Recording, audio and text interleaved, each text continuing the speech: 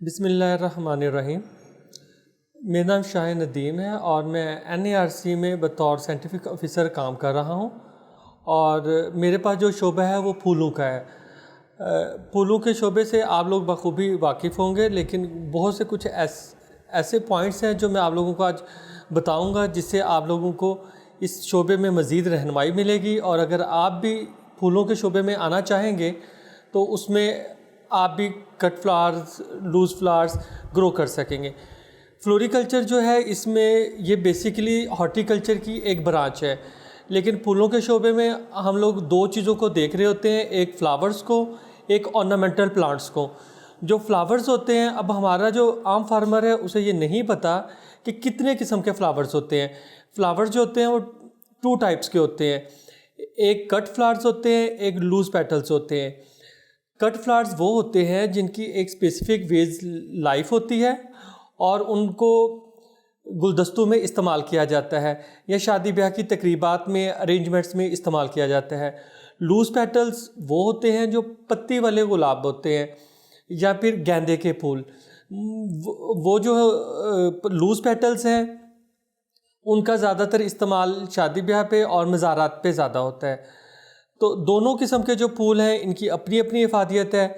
आप as a farmer अगर cut flower के बिज़नेस में जाना चाहते हैं तो उसमें भी जा सकते हैं, अगर लूज़ पेटल्स फ्लावर्स में जाना चाहते हैं उसमें भी जा सकते हैं।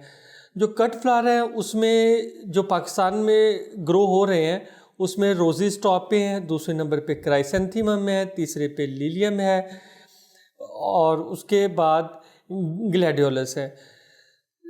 हर किस्म के फ्लावर की अपनी इम्पोर्टेंट है। ये डिपेंड करता है कि आपकी लैंड कहाँ पे है, आपके रिसोर्सेज क्या हैं, उसके पॉइंट व्यू से आप प्लान करते हैं आपको कौन से फ्लावर ग्रो करने हैं। कट फ्लावर की एक पूरी इंडस्ट्री है ग्लोबली। इसमें जो टॉप पे है वो नीदरलैंड है। हम लोग अभी अनफॉर्चुनेटली इंपोर्ट कर रहे हैं, इसलिए पाकिस्तान में जो कट फ्लावर का बिज़नेस है इसका बहुत ज़्यादा पोटेंशियल है। उसकी वजह यह है कि यहाँ पर बड़े लिमिटेड लोग हैं इस बिज़नेस में, इसलिए आम फार्मर के पास ये एज मौजूद है कि अगर वो इस बिज़नेस में आता है तो उसका जो नेट इनकम है वो as compare to other crops वो ज़्यादा होगा। जो लूज़ पेटल्स हैं वो ज़रा ग्रो करना आसान है और उसमें बहुत से लोग लीड कर रहे हैं, तो उसमें रोज़ीज़ आते हैं, गेंदा आता है। अब बहुत से लोग हमारे पास आते हैं, वो सवाल करते हैं। पहली बात तो ये होती है कि लोगों को ये पता नहीं होता कि हमने कौन से फूल ग्रो करने हैं और कब करने हैं। दूसरा ये होता है कि अगर कोई बंदा फ्लावर ग्रो कर लेता है उसे ये पता नहीं होता कि मैंने ये सेल कहाँ पे करने हैं। मोस्टली ये क्वेश्चन हमारे पास आते हैं। फ्लावर्स की अब फॉर्चुनेटली पाकिस्तान में 2 बाकायदा मंडियाँ मौजूद हैं। दूसरा सब्ज़ी मंडी होती है, फलों की मंडी होती है, इसी तरह फूलों की भी मंडी है। लाहौर में सगिया मंडी है, एक पतोकी में मंडी है। ये वैसे ही डील होती है जैसे बाकी सब्जियां, फल वगैरह बाकी कम्युनिटीज़ डील हो रही हैं। तो इसलिए अब मार्केटिंग भी कोई इतना बड़ा मसला नहीं है, नहीं तो लाहौर, इस्लामाबाद इसकी बाकायदा मार्केट्स मौजूद हैं। तो फिर दूसरा क्वेश्चन ये होता है कि हम कौन से फूल ग्रो करें और कहाँ कैसे ग्रो करें। इस क्वेश्चन का ये है कि आपने अपने इलाके के हिसाब से देखना होता है। अगर आपका गर्म इलाका है तो आप प्रेफर करें कि लूज़ पेटल्स में रोजेज़ ग्रो करें, गेंदा ग्रो करें। और अगर आपका ठंडा इलाका है उसमें आप कोशिश करें कि कट फ्लावर पे जाएं। जो ठंडे इलाके हैं वहाँ पर जो कट फ्लावर है उनकी क्वालिटी ज़्यादा अच्छी होती है। उसकी वजह एल्टीट्यूड होता है। जब आप हाई एल्टीट्यूड पे जाते हैं तो वहाँ पे जो फ्लावर का एक हमें स्टेम लेंथ चाहिए होती है वो भी अच्छी मिलती है, फ्लावर हेड भी अच्छा मिलता है। आल्दो जो थोड़े मॉडरेट किस्म का क्लाइमेट है वहाँ पर भी हो रहे हैं, बहुत अच्छे हो रहे हैं, लेकिन आप ऐसा जितना हाई एल्टीट्यूड पे जाएंगे उतनी अच्छी क्वालिटी लेंगे। उसके बाद ये सवाल आता है कि इसमें मतलब बहुत से लोग क्यों नहीं हैं। मतलब इसमें बहुत से लोग इस वजह से नहीं है इस बिज़नेस में कि लोगों को पता ही नहीं है कि फूल कब और कैसे ग्रो करने हैं, इसका बीज कहाँ से मिलेगा, कैसा होता है। तो इसमें जो एक बल्बस क्रॉप्स होती हैं उसमें ग्लैड है, लिलियम है, ट्यूलिप है, उनके बल्ब्स होते हैं। अनफॉर्चुनेटली वो हम अब तक इंपोर्ट कर रहे हैं, लेकिन रिसेंटली हमने इस पे एक प्रोजेक्ट स्टार्ट करने जा रहे हैं ALP के अंडर, जो कि PR Pakistan agriculture research council की फंडिंग सोर्स है। जिसमें हम ये करेंगे कि जो हाई एल्टीट्यूड्स है वहाँ पे हम लोग कुछ बल्ब फार्मर्स को देंगे और उसी से फिर हम लोग उन्हें बल्ब मल्टीप्लिकेशन करना सिखाएंगे और वहाँ पे ट्रेनिंग्स करवाएंगे ताकि वो इस चीज़ से फ़ायदा उठा सके। दूसरा ये है कि जो फ्लावर का बिज़नेस है, ये जो छोटा किसान होता है, स्मॉल लैंड होल्डिंग होती है, वहाँ पे बहुत फ़ायदा है इसका, क्योंकि हमने ये ऑब्ज़र्व किया है लाहौर साइड पे, शेखोपुरा साइड पे लोग बहुत ज़्यादा फ्लावर इसलिए ग्रो करते हैं। वो ये कहते हैं कि जो हम छोटा, यानी उनके पास कनाल 2 कनाल ज़मीन है, उससे ये होता है कि उन्हें डेली बेस पे इनकम आ जाती है, तो इसलिए उनका एक घर का जो चूल्हा है वो चलता रहता है। तो इस वजह से ये है कि अगर कोई बंदा के पास बड़ी लैंड होल्डिंग नहीं है और वो ये चाह रहा है कि उसे थोड़ी ज़मीन से ज़्यादा फ़ायदा हो और डेली की बेस पे हो जाए, तो उसमें ये है कि फूलों का जो शोबा है ये ज़्यादा उसके लिए हेल्पफुल है। तो NARC में जो है हम लोगों ने 2015 से फूलों पे काम स्टार्ट किया है बाकायदा। पहले ये शोबा ऑफ एंड ऑन काम कर रहा था, लेकिन अब ये है कि हम इस पे प्रॉपर हमने फोकस किया हुआ है।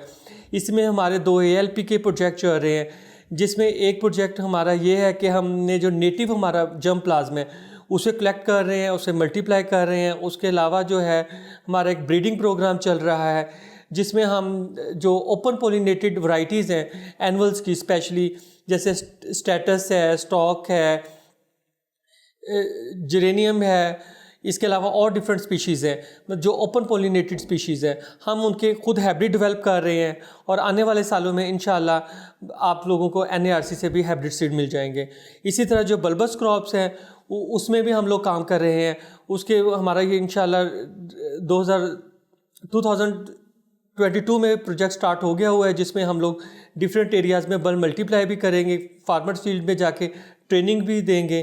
तो इंशाल्लाह बहुत से लोगों को इससे फ़ायदा भी होगा और लोगों को इसकी अंडरस्टैंडिंग भी होगी, क्योंकि हमारा मेजर प्रॉब्लम ही यही है कि हमें नहीं पता हमारे फार्मर को कि कौन से फ्लावर कब और कैसे ग्रो करने हैं, मतलब उन्हें ट्रेनिंग की अशद ज़रूरत है। तो वो ट्रेनिंग्स इंशाल्लाह हम उन्हें करवाएंगे, और अगर किसी इलाके में हम लोग नहीं जा रहे, किसी से नहीं हम अप्रोच कर पा रहे, तो वो डायरेक्टली ख़ुद भी हमसे कांटेक्ट कर सकता है। NARC में हम लोग मौजूद हैं आपकी रहनुमाई के लिए। आप जब चाहें हमें कॉल भी कर सकते हैं, ख़ुद विज़िट भी करना चाहें तो कर सकते हैं। आपको किसी भी किस्म की रहनुमाई चाहिए हो कि कौन से फूल ग्रो करें, कैसे ग्रो करें, कब इन्हें इनका सोइंग टाइम होगा, कब हार्वेस्टिंग टाइम होगा, मतलब इसके पूरी जो प्रोडक्शन टेक्नोलॉजी है उसमें आपको गाइड करेंगे। फिर इसमें कुछ मसाइल भी हैं। मसाइल ये हैं, जैसे इसमें लोगों को क्वालिटी सीड नहीं मिल रहा होता, उन्हें सही टाइमिंग का नहीं पता होता, और इसके अलावा जो है लोगों को हार्वेस्टिंग टाइम का नहीं पता होता।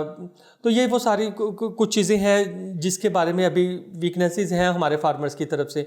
लेकिन इंशाल्लाह हम कोशिश कर रहे हैं कि जितनी हमारी कैपेसिटी है उसमें हम ज़्यादा से ज़्यादा लोगों की हेल्प करें। अब बहुत से लोग हमें ये शिकवा करते हैं कि हमें कभी किसी ने कुछ बताया ही नहीं, हमारे पास कोई आया ही नहीं। जैसे कि आपको पता है कि गवर्नमेंट रिसोर्सेज बड़े लिमिटेड होते हैं, तो हम हर एक के पास खुद तो नहीं जा सकते। लेकिन इसलिए अगर आप लोग इंटरेस्टेड हैं, इस जो मेरा ये पैगाम है उसके ज़रिए अगर आप लोग चाहते हैं इस शोबा में आना जो कि बहुत प्रॉफिटेबल है, तो आप हमसे डायरेक्टली खुद भी कॉन्टैक्ट कर सकते हैं।